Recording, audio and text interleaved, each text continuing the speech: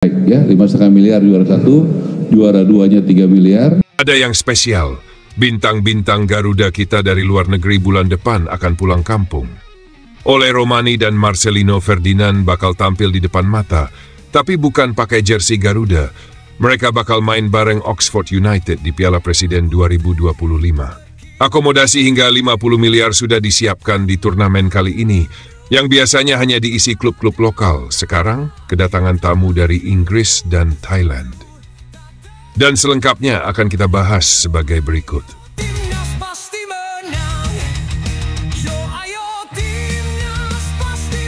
Ole Romani, striker muda yang mencuri perhatian dengan 3 gol dalam 4 berlaga bersama timnas Indonesia, dikabarkan akan kembali ke tanah air bulan depan. Tapi kali ini bukan buat membela Garuda di laga internasional. Bukan juga karena agenda FIFA Matchday. Ole bakal datang bareng klubnya, Oxford United, buat tampil di ajang Piala Presiden 2025 yang akan resmi kick-off pada 6 Juli nanti. Nah, Oxford United jadi salah satu klub luar negeri yang diundang buat ikut turnamen ini. Jadi, buat fans sepak bola Indonesia, ini kesempatan langka dan lebih spesial lagi, Marcelino Ferdinand, pemain muda harapan kita, juga masuk skuad Oxford. Kalau dua pemain ini turun bareng, pasti bakal jadi magnet tersendiri. Menariknya, pertandingan pembuka turnamen ini bakal digelar di Stadion Utama Gelora Bung Karno. Siapa tahu Oxford main di laga perdana. Bisa lawan Arema Malang, sang juara bertahan, atau mungkin ketemu tim Indonesia All-Star yang diisi para pemain terbaik dari Liga 1. Panitia lagi susun komposisinya nih, bisa jadi kejutan juga. Selain Oxford, ada satu lagi klub luar negeri yang ikut meramaikan. Klub asal Thailand, Port FC. Dan tahu nggak? Di sana ada Asnawi Mangkualam. Jadi makin lengkap. Dua pemain timnas tampil di dua klub asing berbeda. Menariknya lagi, ketua klub Port FC juga ketua Federasi Sepak Bola Thailand, Madam Pang. Menurut pernyataan Ketua Umum PSSI, Pak Erick Thohir, Madam Pang senang banget saat dapat undangan ke turnamen ini. Jadi bisa dibilang ini bukan cuma turnamen, tapi ajang diplomasi sepak bola juga. Selain Oxford dan Port FC, turnamen ini juga diikuti tim-tim papan atas Liga 1. Ada Persib Bandung yang musim ini back-to-back jadi juara Liga, lalu Dewa United yang finish sebagai runner-up, Arema Malang sebagai juara bertahan Piala Presiden, dan tentu saja tim Indonesia All-Star. Komposisinya kuat-kuat semua. Soal hadiah, jangan kaget. Ketua Steering Committee, Marwar Sirait atau yang akrab dipanggil Bang Ara, bilang bahwa juara pertama bakal dapat hadiah 5,5 miliar rupiah. Gede banget. Apalagi kalau dibandingin sama Liga 1 yang hadiahnya sekitar 3,5 miliar rupiah tapi dijalanin 10 bulan. Ini cuma beberapa laga, tapi hadiahnya jumbo. Runner-up bakal bawa pulang 3 miliar rupiah. Posisi ketiga 2 miliar rupiah, dan peringkat keempat masih dapat 1 miliar rupiah. Total hadiah mencapai 11,5 miliar rupiah. Dananya nggak pakai uang negara, nggak dari BUMN, semuanya dari sponsor swasta. Bahkan menurut Bang Ara, sponsor sudah siapin dana sekitar 50 miliar rupiah buat biaya penyelenggaraan. Hotel, akomodasi, semua udah aman. Tinggal main bola aja. Oke, kalau gitu saya naikin jadi 5,5 miliar juara 1 ya. Karena nggak boleh turun, harus naik ya. 5,5 miliar juara 1, juara 2-nya 3 miliar.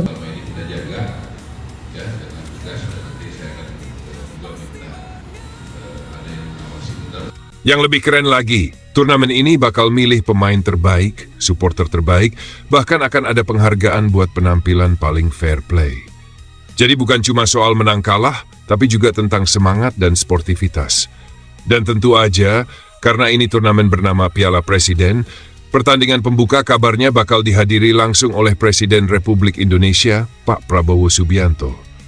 Setelah itu, laga-laga juga bakal digelar di Stadion Sijalak Harupat Bandung, bukan di GBLA. Alasannya simple, setelah selebrasi besar-besaran Persib juara, kondisi rumput GBLA agak menurun, jadi dipindah ke stadion yang lebih siap. Pihak panitia udah koordinasi dengan Wali Kota Bandung, Pak Farhan, dan juga Gubernur Jawa Barat, Kang Deddy Mulyadi. Semuanya udah oke, tinggal tunggu kick-off aja. Kalau bicara soal kekuatan tim, Arema Malang nggak bisa diremehkan. Mereka punya sejarah kuat di ajang Piala Presiden.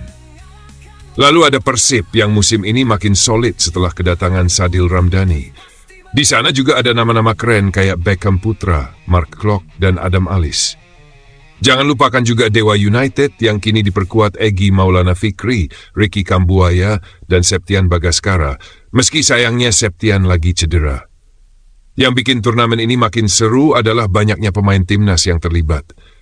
Jadi meskipun kita lagi jeda dari pertandingan resmi timnas Indonesia sampai Oktober nanti, kita tetap bisa nonton aksi para pemain favorit di level klub. Dan satu pertanyaan besar pun muncul. Apakah Ole Romani bisa jadi top scorer di Piala Presiden kali ini? Atau justru ada kejutan lain dari Marcelino? Mungkinkah Oxford tampil mengejutkan dan bikin klub-klub lokal harus kerja ekstra keras? Yang pasti, turnamen ini bakal jadi hiburan segar buat pecinta sepak bola nasional. Bukan cuma sekadar pemanasan, tapi juga ajang unjuk gigi buat para pemain muda, ajang reuni buat fans dengan pemain idola, dan panggung pembuktian buat klub-klub Liga 1 bahwa mereka bisa bersaing bahkan dengan tim dari luar negeri. Sekarang tinggal kita tunggu saja siapa yang bakal angkat trofi Piala Presiden kali ini. Tapi yang jelas, para supporter punya tugas penting juga. Datang ke stadion dengan tertib, dukung tim dengan cara yang positif, dan tunjukkan bahwa sepak bola Indonesia punya atmosfer yang luar biasa. Jadi, siap-siap, karena Juli nanti stadion-stadion kita bakal ramai lagi. Dan buat kamu fans Ole atau Marcelino, jangan sampai kelewatan momen langka ini.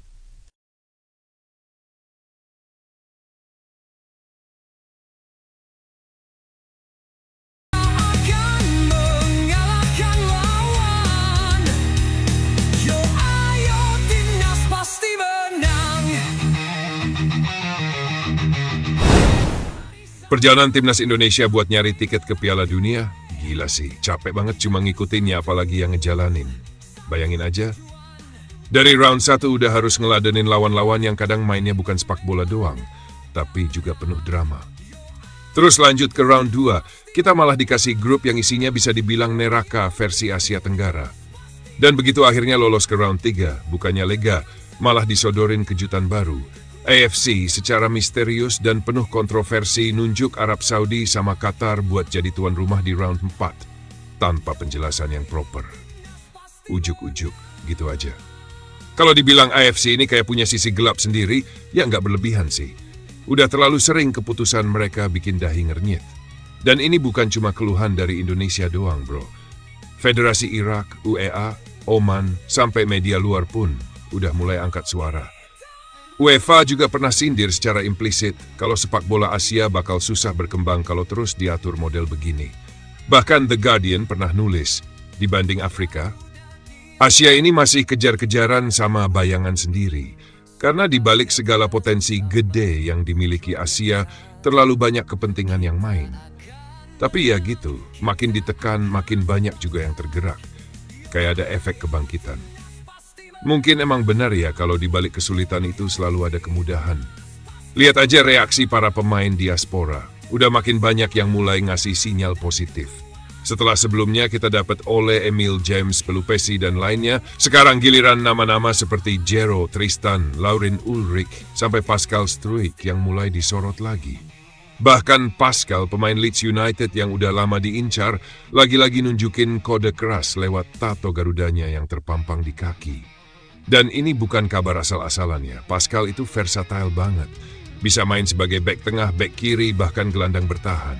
Kalau akhirnya deal, bukan cuma nambah kedalaman skuad, tapi langsung ngeboost value timnas di mata dunia. Bayangin kalau kita punya kombinasi Tom Hay, Joey Pelupesi, dan Pascal. Apalagi kalau ditambah Laurin Ulrich yang dari segi teknis udah jadi andalan Stuttgart. Lalu Tristan yang bisa nutup sektor sayap atau bek kanan. Dan jangan lupakan Milano Jonathan, pemain muda yang punya kecepatan dan visi tajam. Mereka ini bisa bikin timnas jauh lebih fleksibel, nggak melulu tergantung 1-2 nama.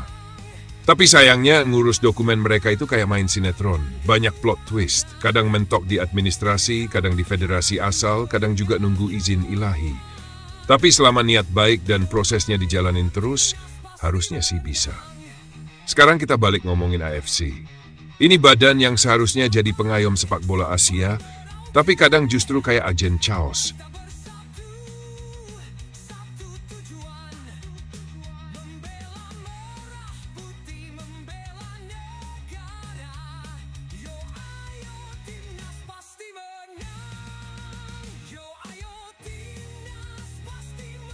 Ingat pas Piala Asia U23, timnas kita dikerjain habis-habisan lawan Qatar.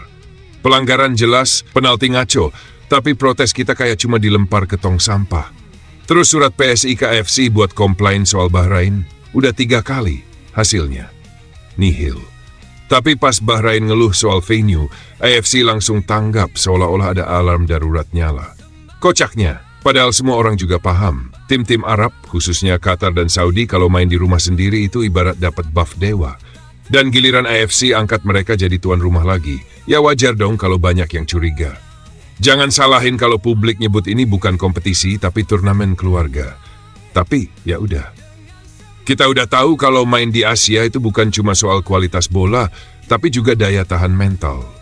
Dan mental itulah yang sekarang lagi dibangun sama timnas kita. Yang perlu kita pikirin sekarang adalah, jangan sampai para pemain diaspora yang udah niat balik malah disambut dengan kondisi liga yang bikin mereka mikir ulang. Contoh nih, kabarnya Tom Hay dan Pascal Struijk dilirik klub Liga 1. Ada yang sebut Persija, ada juga yang bilang Bali United. Tapi jujur aja, kalau lihat kualitas mereka sekarang, ya sayang banget kalau harus balik ke liga yang rankingnya masih di bawah Liga Kamboja. Kita lagi bangun mimpi ke Piala Dunia, masa iya senjata utamanya malah ditaruh di etalas toko sebelah? Lebih baik tetap di Eropa, walau cuma main di kasta kedua atau ketiga. Standarnya masih tinggi, kualitas latihan masih konsisten, apalagi kalau klubnya punya fasilitas bagus dan pelatih yang ngerti cara rawat pemain. Karena buat pemain nasional yang dibutuhkan bukan cuma menit bermain tapi juga atmosfer kompetitif. Terlepas dari semua itu, satu hal yang harus terus dipegang. Percaya. Percaya sama proses. Percaya sama pelatih, percaya sama tim. Kita nggak butuh jadi negara dengan 100 pemain top dulu untuk bisa bersaing. Yang kita butuhin cuma satu, mental baja dan rasa percaya diri. Ingat, dulu Jepang juga nggak dianggap, Korea juga cuma pelengkap. Tapi sekarang, mereka masuk daftar langganan Piala Dunia. Dan kita baru mulai. Tapi semua jalan panjang dimulai dari satu langkah kecil. Sekarang tinggal gimana kita konsisten jaga momentum. Jangan terlalu euforia tiap menang, tapi juga jangan gampang nyerah tiap dihajar. Karena sepak bola bukan cuma soal hasil, tapi juga tentang proses dan arah. Buat para pemain yang udah di tim sekarang, terus jaga performa. Jangan puas, terutama yang lagi free agent, segera cari klub yang bisa bantu kalian tumbuh. Jangan sekadar cari nama besar, tapi cari tempat yang kasih ruang buat berkembang. Dan buat AFC, ya, kita tahu kalian suka bercanda, tapi jangan keterlaluan juga. Kalau emang mau sepak bola Asia maju, ayolah, mulai dikelola pakai akal sehat, bukan cuma dompet. Kalau semua elemen bisa kerja bareng, federasi, pelatih, pemain, supporter, maka mimpi ke Piala Dunia itu bukan lagi hal mustahil. Bahkan bukan buat tampil, tapi buat bikin kejutan.